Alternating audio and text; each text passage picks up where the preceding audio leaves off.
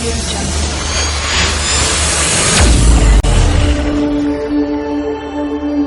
Audio Jungle. Hi guys, I welcome you all to SP Media TV.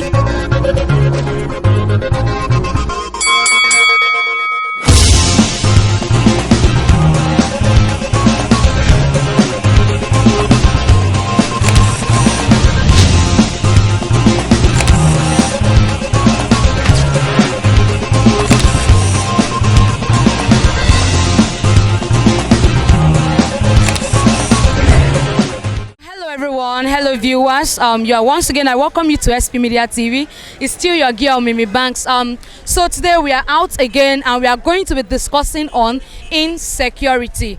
You find out that so many things are happening in our country today, to the essence that people are even doing their traditional marriage in Lagos State here, which is supposed to take place in their village. Why? Because they are scared of traveling down to their village because of what is happening on the road. I also heard of a news where a soldier and his wife were killed on their way traveling for their traditional marriage. So if those who are meant to be guiding us are not even safe, so what will happen to us? So guys, I want us to talk about the insecurity in this country. Let us bring out our own opinion and how we think we can put an end to insecurity in this country. Stay tuned. Thank you. Audio Jungle.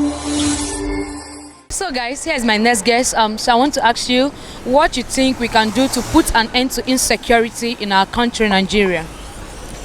Putting an end to insecurity in Nigeria is a matter of plus and minus. Plus in the sense that the government needs to do what needs to be done, and minus to remove what needs to be removed. What are the things that needs to be done? When you talk of insecurity, the largest percentage of people that engages in crime are the youth. How do you now relate that with the ASU being on strike for over 6 months, when students are at home and they say idle hand is the devil's workshop? So already we are having the template of a devil's workshop on our table, and we should be ready to dine with it. So it's the lack and the failure of government to do the needful. No right-thinking leader, no right-thinking father will see his or her wards at home for 6 months not going anywhere and feel okay with it. The same way, the government should reciprocate such gesture, since you won't want your baby to be at home, to stay at home. It's not a question of a particular political party. No. It's been happening. This is a normal occurrence. These are things that happens during the conservative, it happens during the progressive. Then let us nip it in the bud. Let's know what the problem is. If it's finances, if the schools needs to be privatized, let us know. Fathers and parents alike would love to put in money, and government can even put up the public school for on a subsidized price instead of going to a private school. That way, we'll face off this thing, bring in more students, and let everyone. Once you are learned, it's difficult for anybody to brainwash you that when you die you're going to a particular place. It's outright sickening. And create employment. Once there is power, I remember the last when I served, I came back from service with some little change, which after I was able to put the money to good use, I started a business. Even then that I wasn't able to get a gen, there was a constant light. So I was able to do something for myself. And I could then say, okay, I want to get married. The government is not thinking for anybody, except you are thinking for yourself. And once you're thinking for yourself, you need the capital. And once you need it, if there's no family, no friend to assist, the next thing is to venture into crime. It's as simple as that. So, and I want to advise that children should be more enterprising. For insecurity to be properly addressed in this country, the government must be sincere, and they must get to the root of it, and they must have to get involved. You know, you cannot just say they don't know about insecurity. The government knows about insecurity. They have the machineries. They have the security agencies. They have the machineries.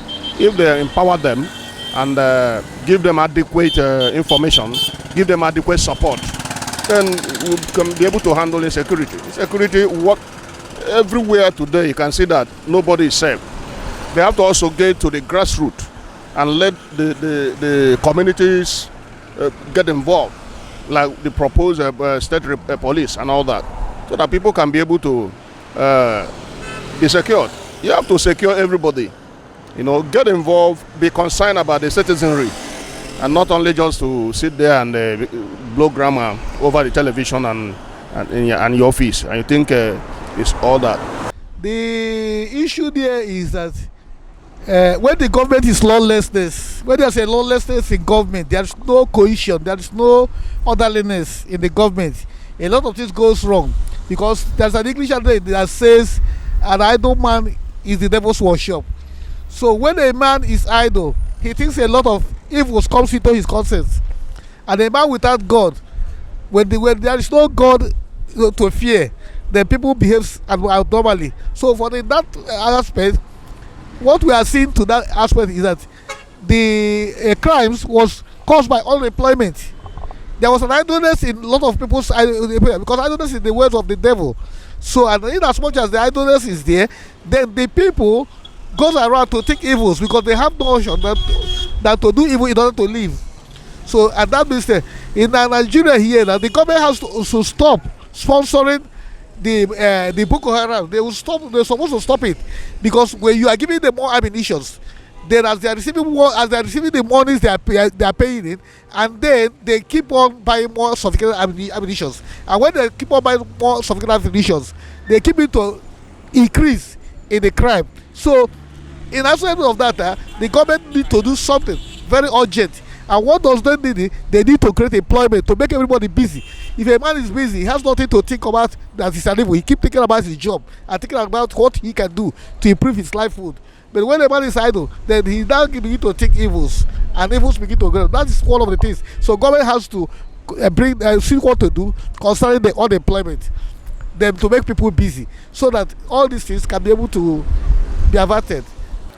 The country, everybody know how it is very now, that we don't have security. Each person is their security. But the government know what to do. We don't need to deceive ourselves. I'll be moving now, I don't have any security. I can't go with anything above 10,000, I can't move around with it. Everywhere we have a youth that doesn't work and they want to live large. As you can see, me with my boss, my colleague in the vehicle, we are moving around. We need to hustle. But the government, starting from our security, so-called police themselves, they are corrupt. Nobody respects them anymore. So I believe that let them fetch another new people and give them solid training, so that then let's start from the salary. If a salary is enough, nobody will be able to do rubbish. Our House of Rep, the president, the Senate, the governor, the councillor, so-called collecting a huge amount without doing anything. Every blessed day we listen to news, we see an House of Rep sleeping, doing nothing there, and the people that are suffering in the company, they don't serve them well. No anything for them. I believe that if they have enough salary that is well satisfiable, things will change. Everybody are working for money, isn't it? If I'm living in a large position, in a large way, and suddenly I couldn't get the money again, what do you think I'm going to do? I'll look for something else. That is where you see where people are doing ritualists. Yahoo. What is Yahoo? In olden days, we had 419. 419 is scammer. They scope you and dupe you based on one thing. You that you are too eager to get money, they will scope you. You will fall in victim because someone go ahead and watch 5 naira turn it to 1,000. Once you see such, you fall into 419. But presently we are everywhere is civilized. We know what is happening. Why are we running to other country? If they did not develop their country well, we will be able to go there. Let our presidents, the governor, the Zenith, the rep should do something good for the youth, so that we won't go further with this kind of mess we are meeting ourselves. Thank you very much. The solution is not far-fetched. The reason why I say so is because the insecurity in Nigeria it's a man-made, it's a program issue. And the simple way to go about this is we have military armed forces in Nigeria. But the basic problem is the military armed forces in Nigeria has been, how do I put it? They have been poisoned, like they have been infiltrated. The Nigerian army needs to be purged, especially the hierarchy in the Nigerian army officer. That is one. The other side is the politicians. They need to be purged. These two aspects, these 2 points, I'm emphasizing on the Nigerian armed forces and the politicians. They need to be purged. They are the problem. Forget about the bandits and the kidnapping and everything. The government itself, to me personally, the government in Nigeria presently, they are not in existence. There is no government in Nigeria as far as I'm concerned. So trying to tackle the insecurity in Nigeria is to purge the government, to purge the politicians, the officers from the high seat, from the seat at the top. They need to be purged. The Nigerian army need to be screened. All the officers in the Nigerian army, they are the one planning all these problems. They are the one in charge of all the trouble we are going through in Nigeria. That is all I have to say. When those people are purged, you will see all this problem will disappear like a thing of the air. Okay guys, so here is my next guest. So I want to ask you a question. What do you think we should do to put an end to insecurity in this country? Ó ti yé yín ẹ já mọ̀ ẹ bá yẹn kí n fòyìnbó pera mi lólè ó ti yé yín báyẹn but because Yorùbá ni màá sọ ó ti yé yín ẹjọ́ nítorí Ọlọ́run ọ̀rọ̀ ìlú yìí kò yé wa mọ́ ó ti sún wa ó ti yé yín báyẹn because àwọn tó jẹ́ olórí wa gan wọn wá àwọn kan ṣe wọ́n kàn ń pariwo kíní wọ́n ń jà fúnra wọn ni because of election tó fẹ́ ṣe òun náà ń jà fún wọn fear wọn care fún àwa tá jẹ́ aráàlú ẹ̀tọ́ ara wọn náà ṣe ń sìn wọn ṣètò àwọn ọmọ aráàlú because tó bá pọ́n care fún wa ni ó yẹ kí ìlú yìí kó ní security jù báyìí lọ no security in Nigeria we are just there for nothing but may God just dey save us because na only God fit deliver us for this Nigeria you no understand I no get anything to say too much you no understand so that's what I get to say ẹjọ́ nítorí Ọlọ́run ọ̀rọ̀ ìlú yìí kọ́ náà ń kó ayọ̀ ń pa ìlú yìí ni àní ọkọ̀ láti sọ too much ká bá ń pé bóyá máa sọ̀rọ̀ much ọ̀rọ̀ gúngùn afẹ́fẹ́ ló ń gbé lọ ẹjọ́ nítorí Ọlọ́run. Insecurity in Nigeria is one of the worst things that's happening to Nigerian citizens. Number one, nobody can move freely. We are no longer moving freely, even the hour detail. Most especially from traveling from people traveling from Lagos State to East, everybody are moving with fear. Look at what's happening in Imo State, Anambra State, even Edo State here. There's nothing like insecurity. So what we need to do about it is, number one, is good government. Nigeria need good government. As the election is approaching now, what we need now is good government. That's all. Oh, well, thank you very much. I think the problem is not just starting today. It's been on for quite some time. I think even in years before now. Our government have not really been, they've not been supportive. They are really the cause of the violence in the land, I think when we come together, prayers, that's the Nigerian language. We need to pray more, then we need to work more. Okay? So that's just my opinion based about that. The government are not trying about the security situation in the land. The people are just there. There's lawlessness in the land. At least look behind you now. When you come here very early in the morning, you see some government officials extorting money, making things, doing crazy things to citizens. And you want to flex, but when you start something, they say, hey, they've started. They are constituting nuisance in the land. So they are not the bone of contention about my point is the government are really not doing enough to really give us security in the land. We are self-security. We are foot soldiers by ourselves. Thank you. What do you think we can do to put an end to insecurity in this country? It's a very simple thing for us to put an end to insecurity in this country because we'll start first from the top before we get to the bottom. This thing has been in existence for a very long time.